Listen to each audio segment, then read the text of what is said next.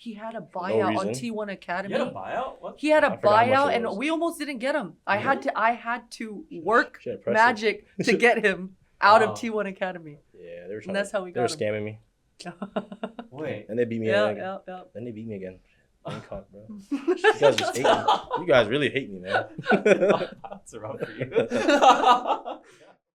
Hey everyone, Stage 2 in here. I'm here with a very special interview. I've got Evo Genius's head coach Potter and her former student. We've got G2 Sports Jawgemo. So, yeah. What's it like doing this? I feel like this is such a very unique situation. You're not really used to interviews with opposing teams. How's it being here? I think special. I mean, me and Potter chill usually. Usually. But, Usually. we're good, you know. But we're usually fine, you know. I think me and Potter can probably just pick off and end up wherever we want to be every time we see each other. It's like we never have bad blood. We're just chilling. I mean, she's my goat. So end of the day, we chilling. It's definitely fun. This is the first time I've ever done something like this, but it makes sense. So this sounds like fun. Yeah, no, I mean, I pitched this to both Evil Geniuses and G2, and shout out to both of you for actually being okay with this. It was really cool because I wanted to set this up primarily just because I've known both of you I've known you, Potter, since 2023. Ja, I've known you online since 2022. So I felt like it was a perfect time to do it. And I guess I just wanted to just start this off just by asking how both of y'all were doing in the off season. Ja, you went to Toronto, like EWC, everything busy. And you had some content. Off season. You didn't really have an off season. I had an off season, Joe. I rested for the both of us. I rested for the both of us. I respect. I like that. I like that. Yeah. I mean, I didn't really have an off season. Traveling Toronto, it's pretty cool. Only like a 5-hour flight or something like that. My bad. EWC was cool, but we didn't have our fifth, so it was kind of clunky. We had our assistant coach. I mean, he's good, but he didn't have enough time to play. He wasn't even preparing to play with us because we thought Leaf could go. So it was unlucky. Came back from that, got sick, and then started playing stage 1 or stage 2 sick. So that was my off season basically. And I saw your dog at the EG offices. Yeah. Anything other than being a full-time dog mom and then a EG coach? Those are pretty much the only two things I'm doing right now is being a full-time. I feel like being a dog mom is 2 full-time jobs, and then being a coach is 3 full-time jobs. So it's definitely a lot of jobs at the moment. But I mean we've been enjoying our off season, tried to do a few things as a team, and just focusing up for stage 2, last leg. No, I mean, it makes sense. I feel like it's definitely a very busy stage because I've noticed the stage 2s are usually just a lot more condensed with everything. Is there a difference for both of y'all in terms of how you feel with the stage 2 schedule versus say when it's kickoff and stage 1 when you have in the back of your mind that there's just more time in the year? Is there a different way that you view these matches? No, I can go first. I would say stage 2, it's regardless of what year it is. I think even the first year, we went through stage 2 with Potter in 2023, and it was we didn't even know we were making playoffs. I mean, that's one, right? And then we went through the stage. We started, winning, qualified for the rest of the events for that first year. And then even for now, regardless of being qualified for champs, it feels more of there's more to work on, I mean, I've learned from her, you still have to work on your team. Otherwise, the team's going to fall down or die. I mean, I've seen instances of that, regardless of the, team, whatever. And it shows, you just have to keep the team intact. And that's the hardest part, I think. Because, if your teammates are just mad at each other or you're mad at the coach or whatever the case is, it actually, can actually downplay your team. And you're like, oh, wow, we're going to fall behind. We feel like shit. And you might lose, you might win. It doesn't matter. But it's really the end goal of making the actual tournament champs, and I think that's always a goal every year, but it's harder because you're more focused on that. You're actually working harder when maybe you could work less because it's less stressful. But it depends on the people that you have, and that's the hardest part I think about stage 2 right now. Yeah, that makes sense. Yeah. Potter, what about you? Definitely agree. It definitely depends on the group of people that you have, but for us at EG, it's just setting the right expectations. We're on the last leg, and I think as gamers, you definitely tunnel vision a lot, and all of a sudden the year is gone. All of a sudden, you never have enough time, right? So just making sure we're all on the same page about where we are on our progress and what we need to focus on, because you're right. Stage 2, it happens really fast, and it's gonna be over before we even know it. Yeah, I mean, the end of this month in August, this stage ends, which is just wild to think about. I can't even believe it's August already. I know, I can't either. Where did the year I go? was telling that to Josh, like, it's August. He's like, you've been here a year. I was like, what? A year? What? That's crazy. Yeah, it feels like I just spoke to you, and that was like kickoff, I think. And that was the start of the year, and then we're almost at the end. Does this season feel faster for y'all, or does it feel like it's more spread out compared to other years? Because 2023 was the one where I remember, like, it's like everything was packed together, and then there's this really long off season before I saw y'all again. We'll probably have different answers. I mean, the year is probably flying by much faster for Jaw than it is for me. It does feel a little bit longer this year. There was instances in our practice from stage 1 to stage 2, that long break. It's pretty tough staying hyper focused on your goals as a team when you don't have a match coming up in 2 or 3 weeks. So it is really challenging. So we definitely felt that as a team. I think because we weren't able to qualify, it's hard to have that North Star, that carrot on a stick that you're fighting for if you don't have a match coming up. Yeah, I would say for me, it was a little bit. It's been slow. I think since we got to Toronto, I think I was like, basically, I was learning a new agent like yours, so I was like, actually like thought processing everything that can happen on yours, and literally everything that you do on yours. You know, everything basically. Weird to say, but I mean, it's been pretty slow, I would say, still, regardless, because I mean, there's like a lot of stuff. Like I said, we still have to work on the team and putting the effort in. I think that was a struggle for me sometimes. In general, like I was like half in, half out, or half a full in and full out, and that was just like my mental at the time. So I was like regaining that, making sure I'm back, like trying to focus on the team and focus on who I have around me. And I think that's why the year's been slow. The time does fly by, so you don't really know like what month. Like I don't even know what month we're in, right? But so it is a little bit slower for me as well, regardless of the tournaments. I mean, you have to like understand where you're at and just understand the situation and figure out why you're there and why you belong. And if you don't feel like you belong, then you're doing something wrong, basically. And yeah. Was that something that you felt when you were with like EG, when it would just be every single year, and then there was just, well, 22 to 23 wasn't too much of a different iteration, but then 23 to 24, was that kind of an adjustment that you struggled with? I don't know if it's, I mean, Potter helped me a lot figuring out like what I had to do as a player and like the star, I guess, for you know, her team at the time. I wouldn't say it's a struggle. I just felt like now I'm understanding like the work that G2 puts in, and I'm like, damn, what did I do wrong last year? Like, why didn't we make playoffs? Like, we're only one game off playoffs, and one game, you know, like I think 2 times. Was it 2 times? Oh shit, 2 times. Fuck. Yeah, so fuck. So like that was me like reflecting on that this year actually, and understand like, dude, like I put more effort in. I actually came with some different stuff, and I brought more to contribute, and I feel like I've grown as a player since then this year, and I can't change the past, but I can always talk about the past and say what I wish I did, and I mean that's what I wish I did as well. So just for you to say that. She's fucking locked in. I think for me, thinking back on our history, the biggest change I think is probably 2022 to 2023. Yeah, I know 23 we won, but 22 to 23 was life-changing changes for all of us because making franchising. Right, we made franchising, and we were, I mean, it was just a lot happening very fast. We were boot camping in Seattle, then all of a sudden moving to LA. Everything became official, and then we had our core, and then we locked in, you know, was it Ethan? Ethan. Wait, no, it was Ethan and BCJ. Ethan and BCJ. Yeah. And then, Max came in and took us home. Took us there, basically. Shout out Max, yeah. But yeah, that was actually, I think, the craziest, because I was learning Ethan as an initiator. I was like, I don't know how this guy plays yet. But he talks a lot. And I was like, oh, cool. I know what he does now. BCJ, same thing. I don't know what he does, but he was good. Non-smokes, but I was like, all right, figure it out. You know Keldon and Corbin. Yeah, I was like, they're good. Yeah. They talk a lot. Mr. Kermit himself talks a lot. We're chilling. Calm is a great human, so we're good. Hey, you went to his wedding. I was at his wedding. Shit, I forgot. Yeah, I wanted to ask you about that actually, because I remember that 2022 period to 2023. I remember 22 specifically. That was the first year both y'all worked together. Yeah. I actually wanted to ask you about that because Potter, you were with EG like way before that. And then you had picked up Ja from T1 Academy. What initially drew you to wanting to get Ja? Like, what were the things that you saw in his play, or even just some of the soft skills that you saw that you were like, yo, this is my future? I got lucky. He did not get lucky. He definitely he worked for everything he had.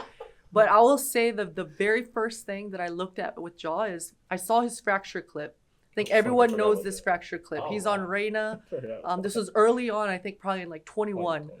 I saw that clip, and then the first day of practice, I wanted to see, is he as fearless as he was in that clip, or was it because he was streaming and just having fun? Is he going to be able to play like that in a live setting with all these teammates around him? And he did that and more. So that fearlessness was, I knew we needed it. I had no idea that Jaw would become the player that he is now. No. But at that time, that fearlessness, and he had a buyout. He had a buyout on T1 Academy. He had a buyout? What? He had a buyout, and we almost didn't get him. I had to work magic to get him out of T1 Academy. Yeah, they were and that's how we got him. They were scamming me. Wait. And they beat me again. Then they beat me again. Bangkok, bro. You guys just hate me. You guys really hate me, man. That's rough for you. Yeah. Wait, I had no idea that you had a buyout at T1 Academy and that you almost weren't on that team. Yeah, I remember the conversation. Part was like, yeah, we might. It's like, I think it was like Boostio and Sugar Free. Oh my god, and it was me, and then I think you asked Boost, like, I think Boost told me the story. He's like, who do you want to pick up, your friend or Jaw? And then he was like, damn.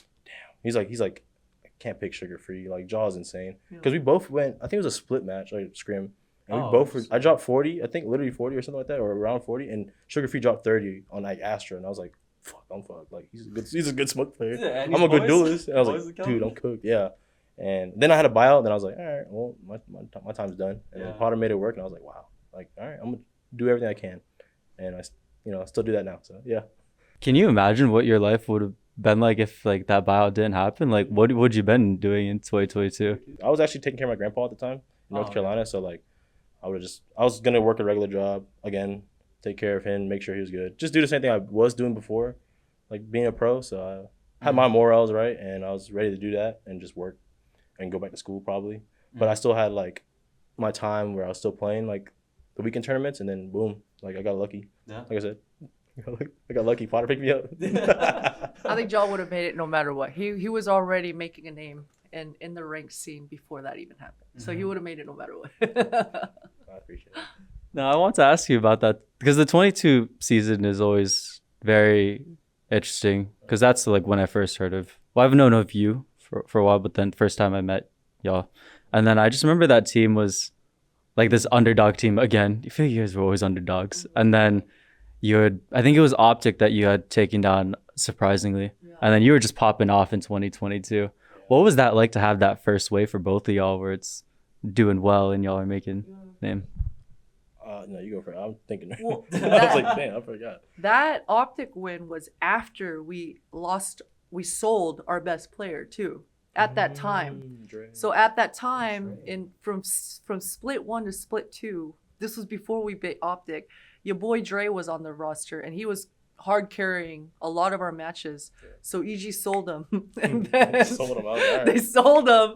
I lost him, and then we had to redo it everything again, and then we beat Optic right after that. Calm, right? I think. We got Calm for your boy Dre. That's when we picked up Calm. Yeah. And then we beat Optic. Crew Calm into EG Calm into beating Optic. Yeah. Yeah, that was a storyline.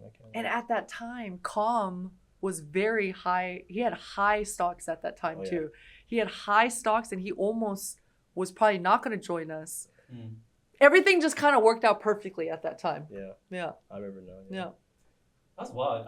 It's so interesting hearing about it now, like when it's been 3 years since that point, because it seems like there's just so many things where this whole storyline just doesn't even work out and unfold. Yeah. Like, it seems like the only one that was kind of more of a sure thing was Boosty at the time for you.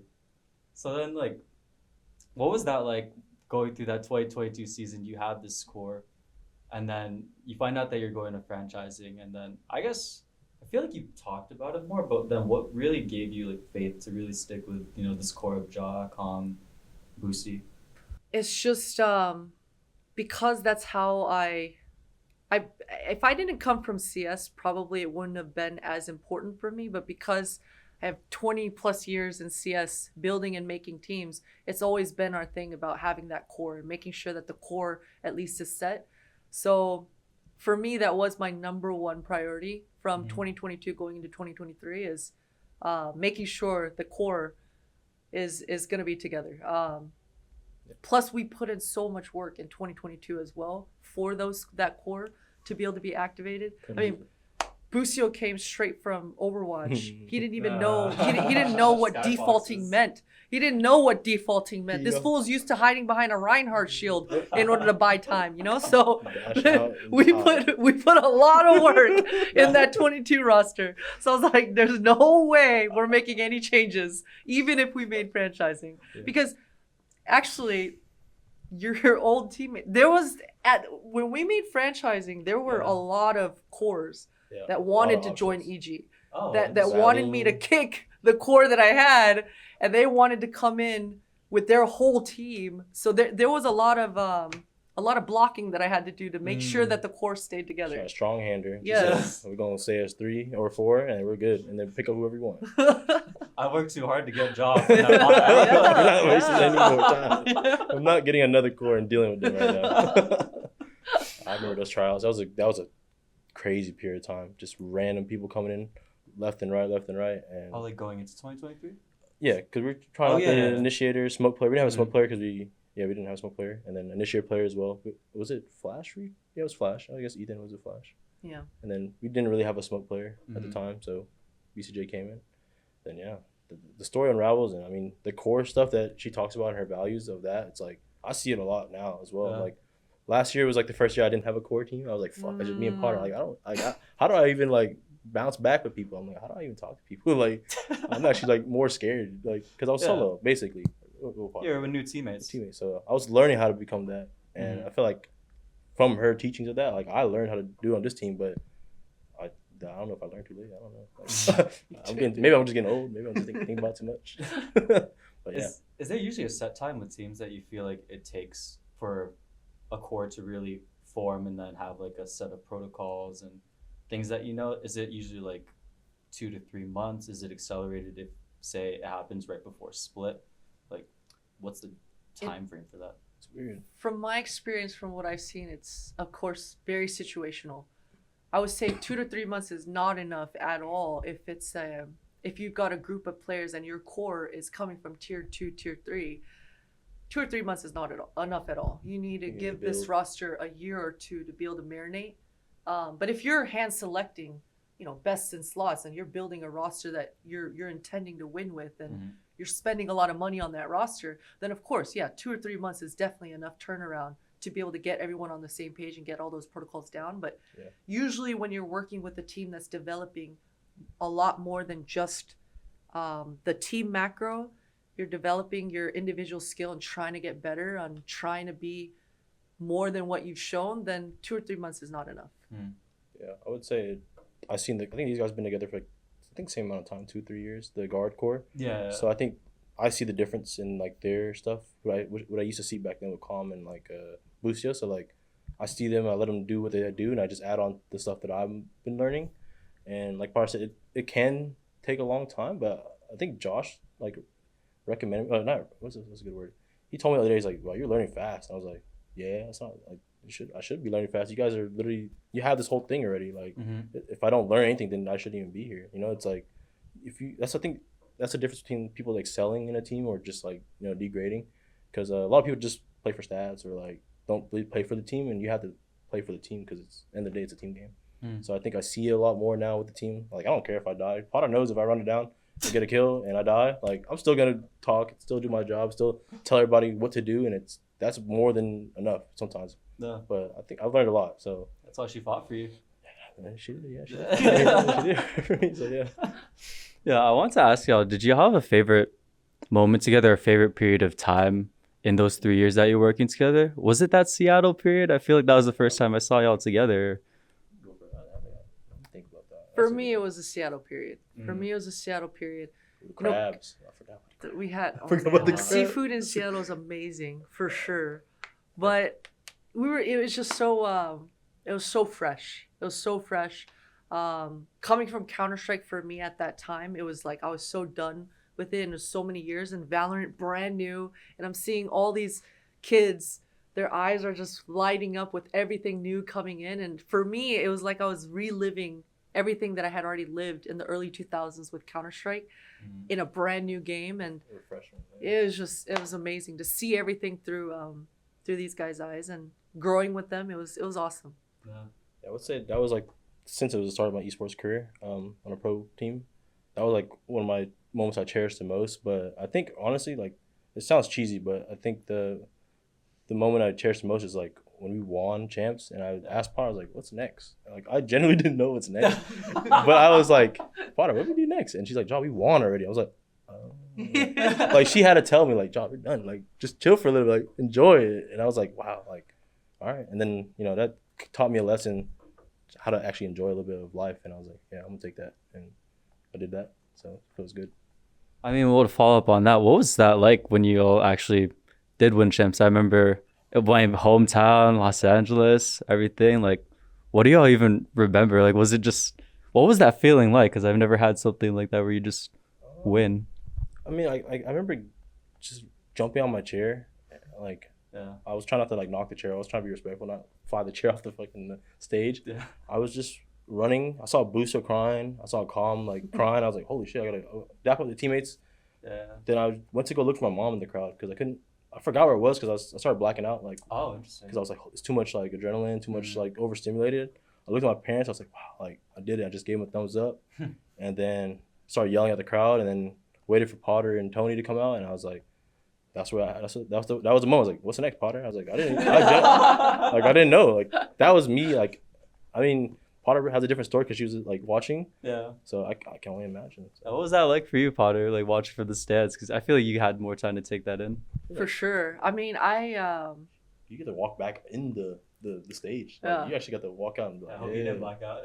I didn't black out. I was really trying to soak it all in. Like, usually I'm camera shy. Usually I'm, there's little things that I'm shy about randomly, but when I went on the stage, I looked everywhere. I did a full scanner of the whole room, and I soaked it all in because it was incredible. Like the vibrations in that stadium itself, just going through you while you were on the stage. In the middle, just 10,000 people. Yeah. Like, and baby, no money. Yeah.